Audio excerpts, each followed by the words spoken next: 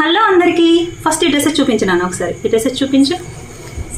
ఈ డ్రెస్సెస్ చూస్తున్నారు కదా, నేను దీనికి కోట్కి ఇక్కడ లేస్ స్టిచ్ చేశానని చెప్పాను ఆల్రెడీ మీకు వీడియోలో. అయితే దీనికి నేను ఫస్ట్ స్టిచ్ చేయలేదు, దీనికి కోట్ అనేది దీనికి లేస్ అనేది నేను ఫస్ట్ స్టిచ్ చేయలేదు, ఓన్లీ పైపింగ్ చేసేసి అంతే ఫినిషింగ్ ఇచ్చేసా. లేస్ కూడా దానికి వేసిన తర్వాత దీనికి కూడా వేయమని చెప్పారు వాళ్ళ మమ్మీ. సో ఇంకా దీనికి కూడా వేసాను అన్నమాట. వేసిన తర్వాత చూడండి దీనిలోకి కూడా అసలు ఎంత బాగున్నాయో డ్రెస్సెస్. ఆ డ్రెస్సెస్ కూడా చూడండి, అసలు ఐరన్ ప్లేట్స్ పెట్టి స్టిచ్ చేశాను, చాలా బాగా కుదిరినాయి.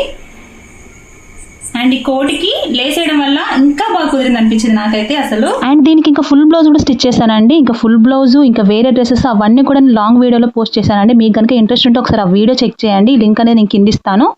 ఈ పండుగ టైంలో ఇలా అంటే ఇంట్లో కొంచెం ఇలా లేస్ వేస్తే ఏంటంటే మనకు పిల్లలు నైట్ బతుకమ్మ ఆడుకోవడానికి కదా ఇవి స్టిచ్ చేయించారు. సో నైట్ టైంలో ఇవి షైనింగ్ ఇస్తాయి అన్నట్టు, చాలా బాగా కనిపిస్తుంది.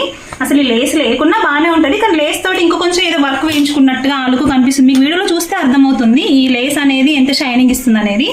సో ఇదొక టిప్ అనుకోండి, ఇలా వర్క్సే వేయించనక్కర్లేదు, ఇలా లేసెస్ వేసుకొని కూడా మనం డిజైన్ సెట్ చేసేసుకోవచ్చు.